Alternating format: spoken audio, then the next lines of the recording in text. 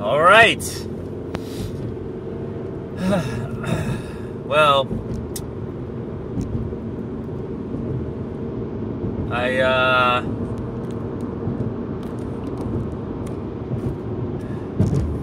had a little epiphany insight this morning while I was meditating. Not meditating, but I was praying during the Wim Hof, doing that breathing.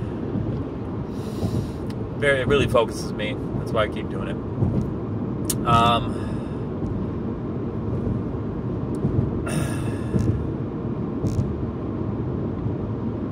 It's just more of a nuance or refinement of kind of stuff I've already talked about, I think. So the whole blessings and challenges. Basically that's how God brings you to Him. He gives you blessings, good things in your life, and hopefully you learn gratitude for those. But then also, He challenges you, and it's through those challenges that the potential for growth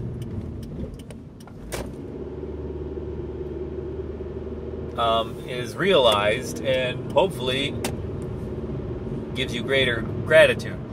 When it comes to the challenges,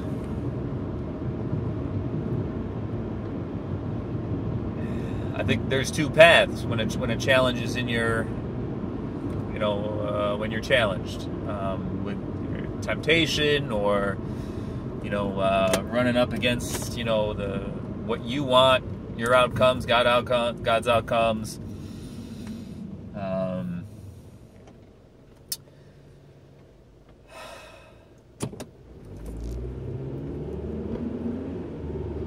If you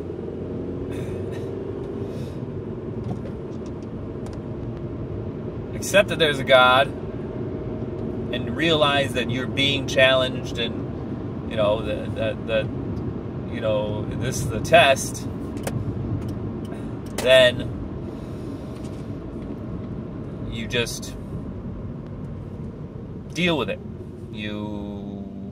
And through that, you'll explore the solution in terms of the solutions God has already offered. I guess you could say it's, this is what's happening. This is what I'm going through. God has already, everything's been in the Bible. Everything's been kind of covered in terms of the major life decisions and such that a person needs to make. So it's, do you adhere to that, or do you try to make up your own rules and see how that turns out? So those, if you respond to the challenges that way, basically what you end up with is not fulfillment, is either substitute,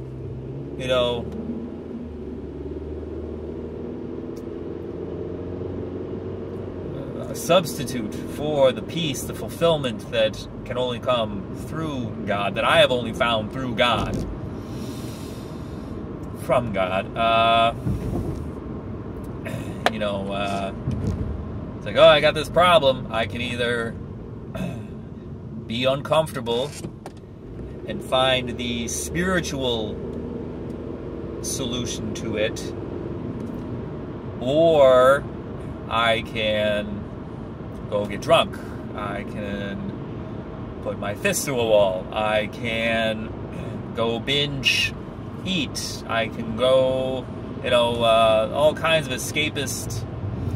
I can just go, get into my video game, or into my phone, go start scrolling on, YouTube or Facebook or Instagram or Snapchat or whatever's out there now.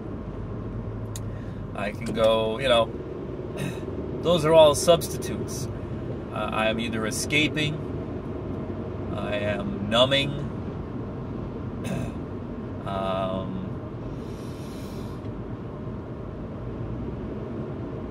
you know, if I go and I have a problem and I go and, you know, drink myself to a stupor to try to forget about it, guess what happens when I wake up?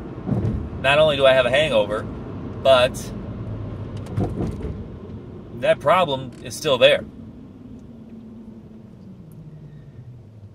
That problem is still there. So what am I going to do? Just stay drunk forever? I mean, people try that. People do that.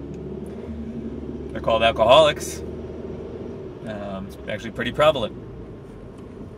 And it's sad. I talked to a lot of people. It's ruined many marriages, lives. But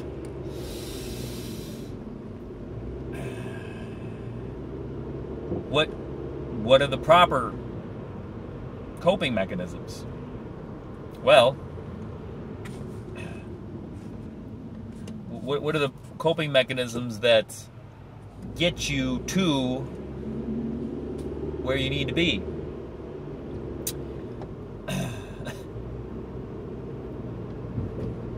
Prayer,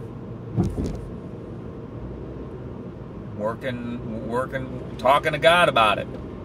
Prayer, asking for solutions, but also giving thanks for the good things that are in your life too. It's like, oh yeah, I have this too. I have this problem, you know, but also there's all these other good things that, you know, I don't want to. So that's why that TAPS formula is so great. Thanks God, ask God for something, pray for people, pray for other people, and say you're sorry for the things you've done. And God keeps giving those things you thanked Him for, even though you know you're doing things. You know, I'm doing things that I know God probably would rather I didn't do. Not, you know, it's all degree. It's all degree.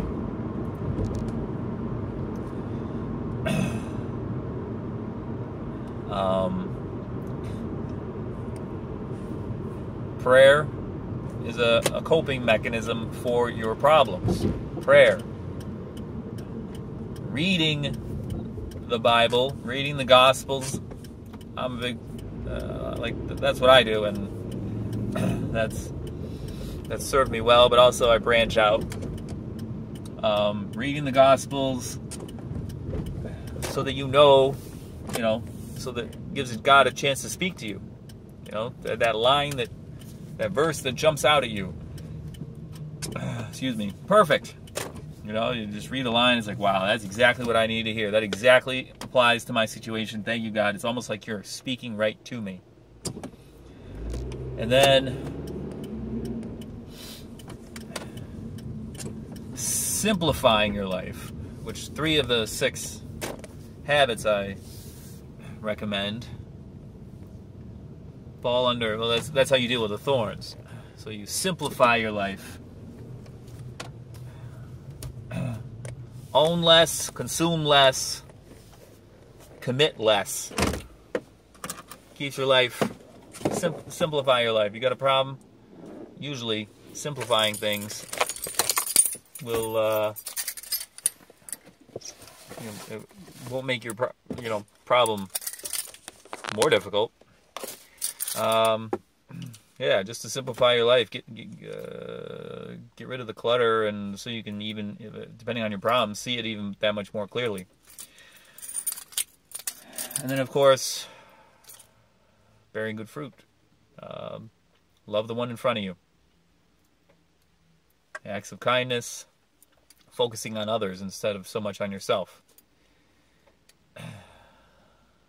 Those 4 things: prayer, reading the Bible, simplifying your life, and loving the one in front of you.